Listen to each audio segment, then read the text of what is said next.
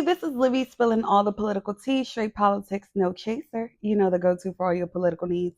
Think the Bodega Boys, but political. It's millennial politics served piping hot. I just gotta laugh. I can't do this. I can't. The past 3 weeks, everything happened and nothing at all happened. Let's get into it. This will be a long episode. Brace yourself. Are you ready? Well, first things first. Hunter Biden's gun conviction. Total bullshit. I'm just going to say it. Fuck it. I don't give a flying fuck what he did or didn't do. Hunter Biden, the president's son, was convicted of all three felony charges related to the purchase of a revolver in October 2018. Hunter lied on a mandatory gun purchase form by saying he was not illegally using or addicted to drugs when he actually was addicted to crack at the time. This is giving Kenneth Starr-esque witch hunt circa 98 Bill Clinton. That's what this is. Republicans can't find anything on Biden, nor his wife, nor Beau, nor his daughter, nor his deceased wife, nor his deceased daughter, nor his parents, nor his grandchildren. All they can do is to disparage this man is attack his only living son who has been through hell and back. The man's mother and sister died when he was a toddler, and his only brother died 30 years later. Give the man a break. As someone who is actively grieving the loss of a sibling, grief is a certified bitch. Do I want to smoke a crack pipe when I wake up? No. Is it hell every day? Yes. Leave that man alone. And then you add the fact that his father was the vice president, and you have been under the microscope since your mother died because your father got sworn into the Senate a few weeks after your sister and mother died. Leave this man the fuck alone. Him smoking crack and carrying a gun is not a threat to me nor the average American. Also, I think the former vice president's son should have a gun. They were sending bombs to Democrats under Trump. Remember that? When some psycho sent a bomb to CNN and Hillary and all these other Democrats? Despite all of this, Hunter is not running for president. So I am confused as to why this is an issue. But it's not an issue. It's a strategic revenge against Biden and Democrats for Trump being impeached twice and Trump being convicted and having numerous other court cases, like his election fraud case in Georgia. The whole court case was a waste of taxpayer money. Those are my sentiments. Hunter is slated to appeal the conviction and has another tax trial on September 5th in Los Angeles. This is a witch hunt. He could face anywhere from 15 to 21 months for lying on a federal screening form by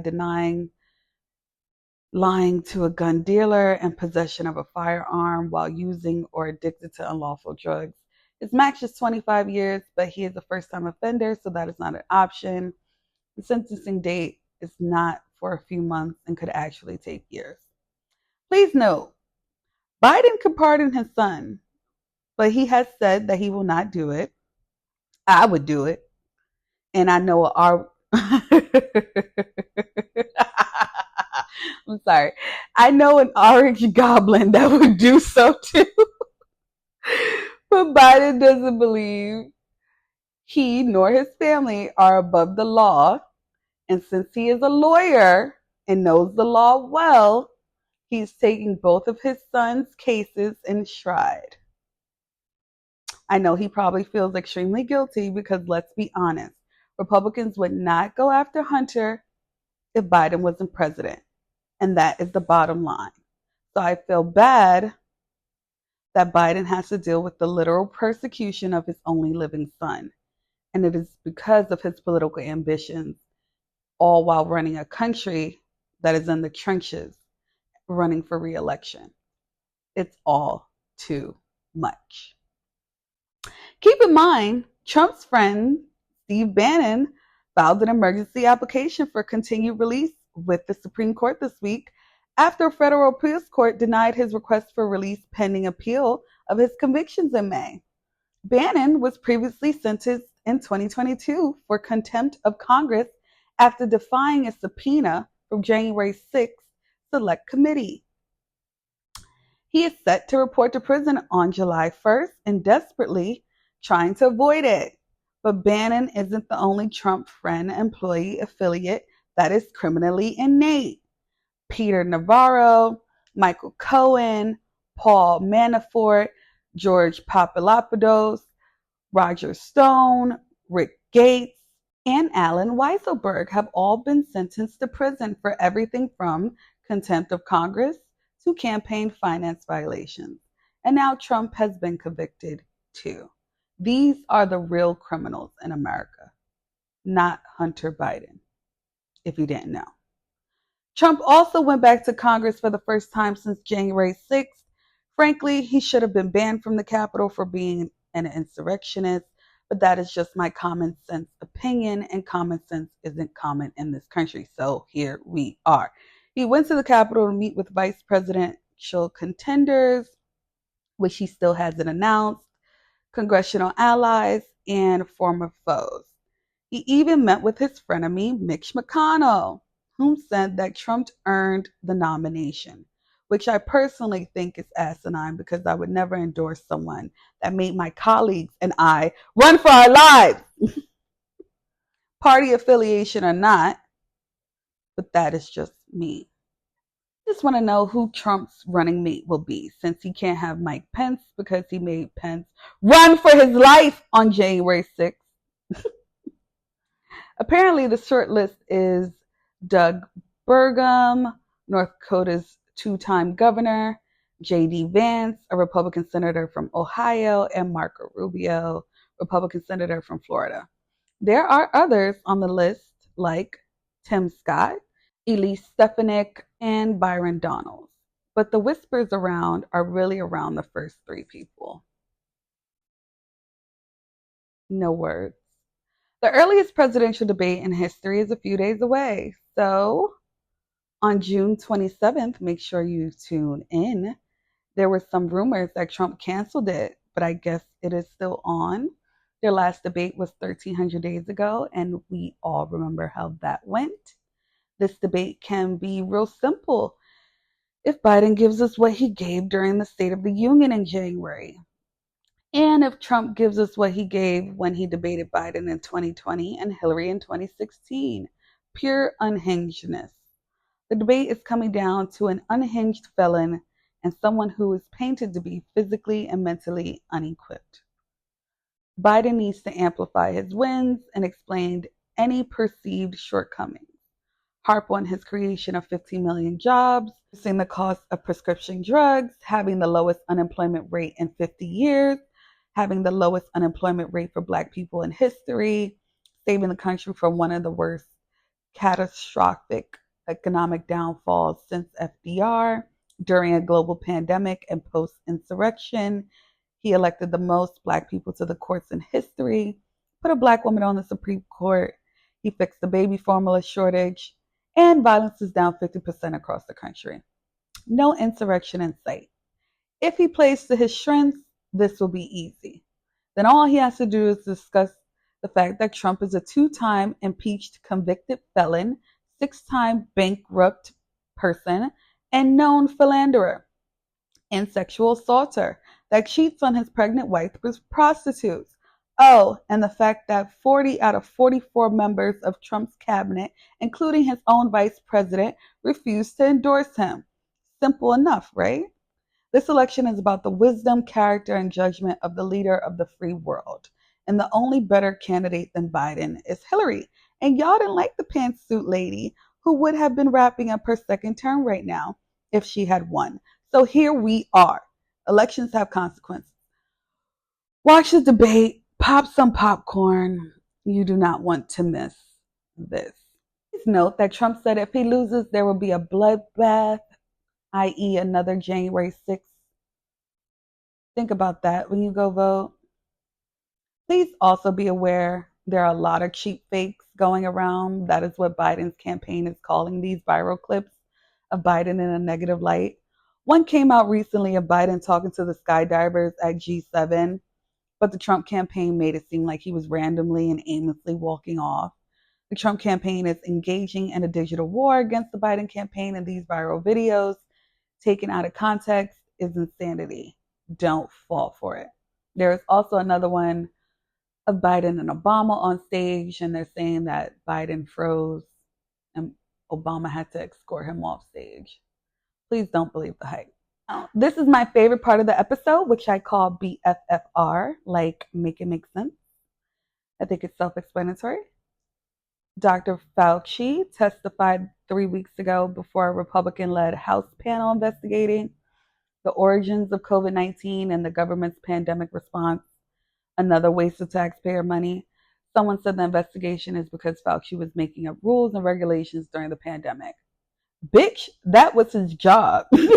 Like, y'all kill me, yo. Y'all really fucking kill me. Y'all are really starting to piss me off.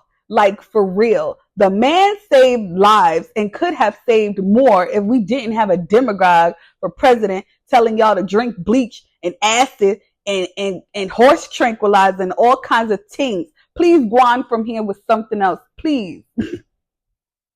Then Rand Paul had the audacity to publicly attack Fauci for COVID-19 while simultaneously his wife was buying stock in treatments and he didn't report it for 16 months. These are the criminals, people, not Fauci. Democrats are saying this was a politically motivated effort to denigrate him. I concur. Next story. On a side note, the Federal Court of Appeals ruled that a grant program for Black women business owners called the Freedom Fund in Atlanta is discriminatory. The irony, Black women businesses have risen astronomically in recent years, especially since the pandemic. Here are the stats. From 2014 to 2019, Black women-owned businesses grew 50%, the highest growth rate of any female demographic. During this time, Black women accounted for 42% of all women who started new businesses, 36% of all Black employers. From 2017 to 2020, Black women-owned employer businesses increased by 18.14%, which was faster than women-owned businesses, 9.06%. and Black-owned businesses, 13.64%. In 2021, Black women-owned businesses grew by 20.2%, which was faster than Black-owned businesses, 14.3%, and women-owned businesses, 3.1%. Despite the numbers, Black women businesses are the least funded, only receiving 1% of venture capital funding. So Black women decided to pool their money and resources to fund each other's businesses, and that is ruled illegal. Peak insanity. And this was spearheaded by the group American Alliance for Equal Rights by Edward Blum, the same conservative activist behind the Supreme Court case that ended affirmative action in college admissions. Shocker! What is even more ironic and insidious and treacherous is the court used Section 1981 of the 1866 Civil Rights Act, which prohibits discrimination on the basis of race when enforcing contracts, a Reconstruction-era law that was originally intended to protect formerly enslaved people from economic exclusion, was used against the Freedom Fund. Anti-affirmative action activists have been leveraging it to challenge programs intended to benefit minority-owned businesses. You bastards. And that is all I will say about that. It's giving Koch brothers. On another side note, remember I told y'all bird flu was on the rise? Well, H5N1, one of the many viruses that causes bird flu, has killed approximately 24,000 sea lions and seals along the South American coast in less than a year. The ocean is trying to tell us something, and people are willfully ignoring it. I have no further comment. Honorable mention. Y'all got Victor Newman, aka Eric Braden, on Twitter calling people bitches. Lord, I never thought I would see the day when I was a little girl watching Young and the Restless with my grandmother that this exchange would transpire, but it did. A racist white woman came on Beyonce's internet talking crazy on the Young and the Restless Twitter account comments, and General Hospital blocked her a couple weeks ago for that, but Young and the Restless didn't. And so Eric Braden, who is very lively on Twitter, saw it and he went off, as he should. The woman said racist things about his black cast members, and he was not having it. I, as a die-hard Young and the Restless fan, was living. I love the character Victor Newman. He has one of the best character arcs in the history of TV, and I love Victor. I wanted to marry him when I was a little girl. So to find out Eric Braden is a real one brought me pure joy. Not sure if this is political, but if you follow his Twitter account, it's very political. So go follow Victor Newman on Twitter.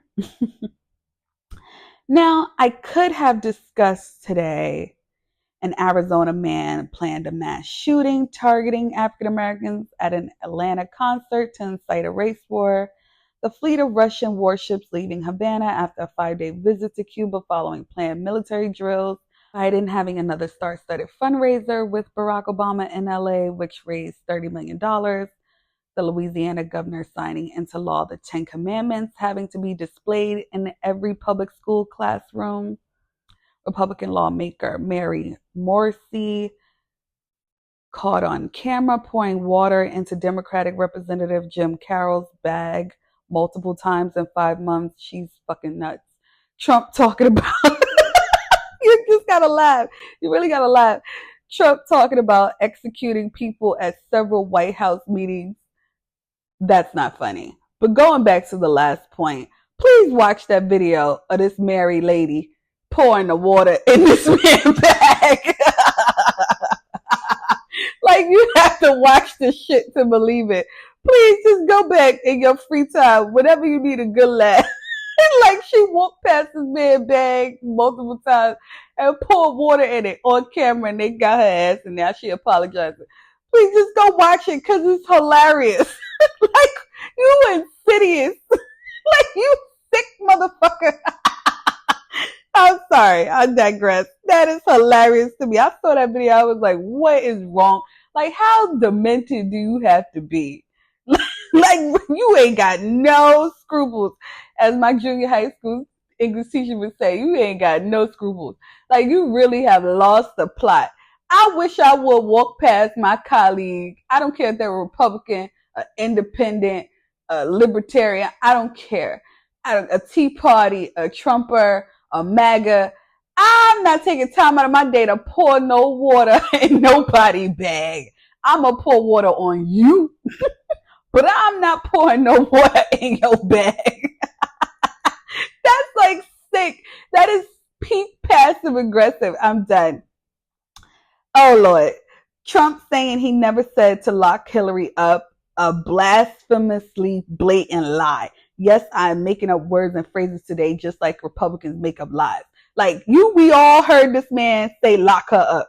Had the whole crowd saying lock her up. And now you're going to say you didn't say it. And y'all say Biden is decrepit and slow and old. And this man is bipolar. Trump clearly said to lock her up for years. And now he didn't say that. I'm done. Okay. While Trump is out here trying to cover up his lies and backtrack, NYPD is currently preparing to revoke Trump's concealed carry permit. And someone said on Twitter, and I quote, "A man who can't have a gun permit shouldn't have the nuclear codes." End quote. My sentiments precisely. 131 college scholarships being put on hold or modified in Texas as universities strive to comply with the new law banning diversity, equity, and inclusion programs. I have no words. Supreme Court Justice Kuhn Thomas took three undisclosed. I'm sorry. But I'm going to say it again because I don't give a damn. Supreme Court Justice Kuhn Thomas took three undisclosed trips on a private jet provided by a GOP mega donor. Yeah, those first couple words and those last two words make the sentence make sense, don't it? Supreme Court Justice Alito was missing from the bench for 2 days as opinions were being handed down in the courtroom. Where was he? Questions that need answers. The Supreme Court upheld a law banning domestic abusers from owning guns. And someone said on Twitter, and I quote, "This disqualifies 40% of law enforcement," end quote. And I hollered. The Supreme Court preserved access to the widely used abortion medication, throwing out legal challenges from abortion opponents. Then there was the Caucasian man that pushed the black superintendent out the way at the graduation because he didn't believe he deserved to shake his daughter's hand. The fucking gall. Anyway, Biden and Harris had a Juneteenth celebration at the White House last week that everyone that matters loved. Happy Juneteenth, y'all. Some people should be forced to work for free on that day, but that's neither here nor there. The Black Wall Street survivors. I really feel that way. Some of y'all need to go to work on that day and stay there for free. Anyway, the Black Wall Street survivors losing their court case for reparations. That's just devastating. Doesn't even make sense. Senate Democrats launched an investigation into payments to Trump's son-in-law, Jared Kushner's firm. Good, since we're going after presidential sons. Please note, he received a $2 billion investment from the Saudis when he left the White House. But y'all worried about Hunter Biden. Okay. And so much more has happened in the past 3 weeks, but per usual, I just cannot. So I will conclude here. Thank you for listening to my political pontification. If you liked it, loved it, or hated it, please tell a friend to tell a friend. And please check out my website, thepoliticaltea.com. You can generously donate to my chai latte habit on it. Ciao.